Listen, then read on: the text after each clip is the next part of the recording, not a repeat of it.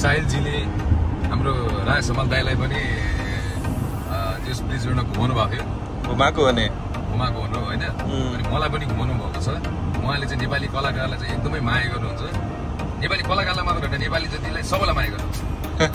80 को जना 80 मा झर्यो त्यो कुरा नगर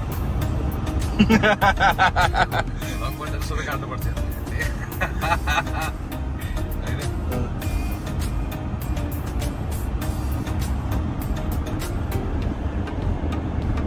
अहिले हामी हाइवेमा छौँ 60 मा झरे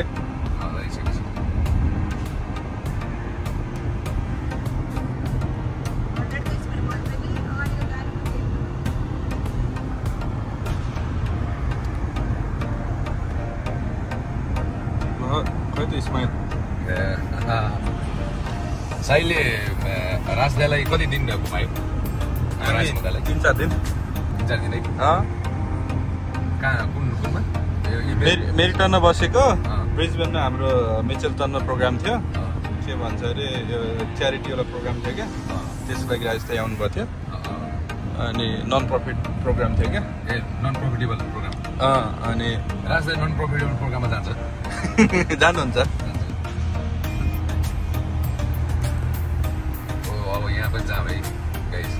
अनि बिहान उठ्यो राजेश दाई कुद्न हिँडिहाल्न पर्ने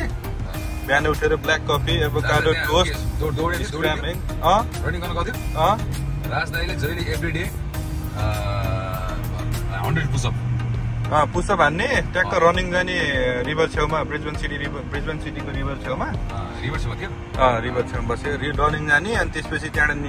मैले ब्रेकफास्ट बनाएर खान्छु राजेश दाईलाई ब्ल्याक कफी अनि एभोकाडो टोस्ट स्क्रैम्बल उहाँले मिठो मानेर खानुभएको थियो मलाई चाहिए जस्तै नै भयो भन्नु राजदाईले त खाली एभोकाडो नै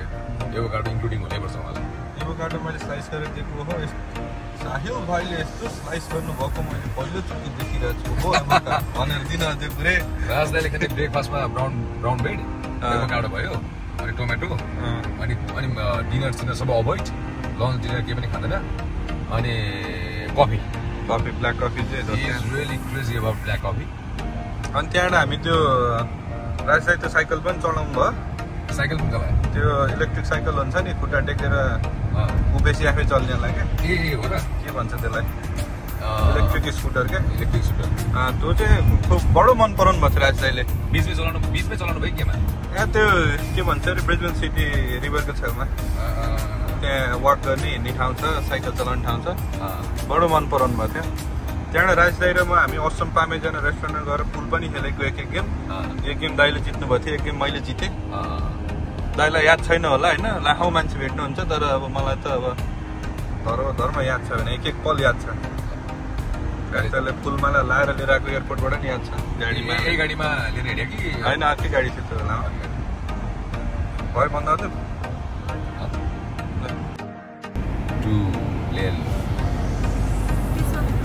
यहाँ पढ्नु 2.8 किलोमिटर भनिरहेको थिएँ लेफ्ट लेनमै हिँड्नु नि तपाईँ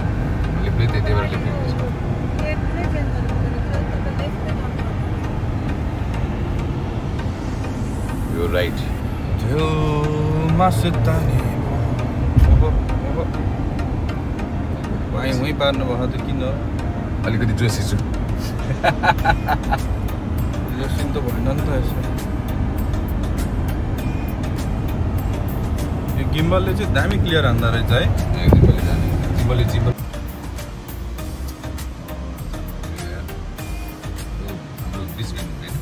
ब्रिजबेन सिटी यसलाई मिल्टन भन्छ सनकप स्टेडियम भएको इन्टरनेसनल सनकप स्टेडियम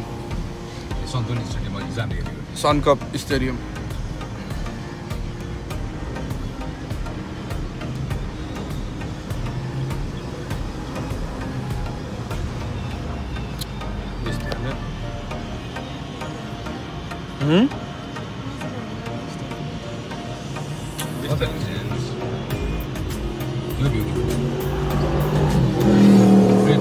ट्रेन आइरहेछ नि ट्रेन छ त्यही भएर के अरे साइली अस्ति भर्खर पनि उद्घाटन गरेर हेरेको थियो नि होइन नयाँ पुरानै हो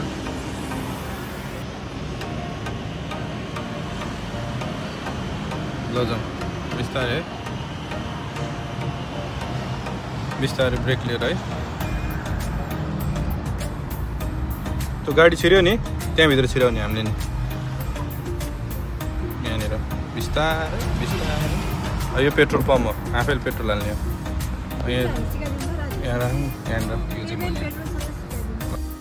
यहाँको चाहिँ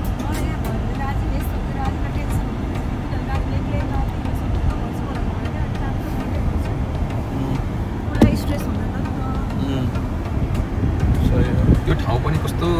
लोन्ली पारा भएर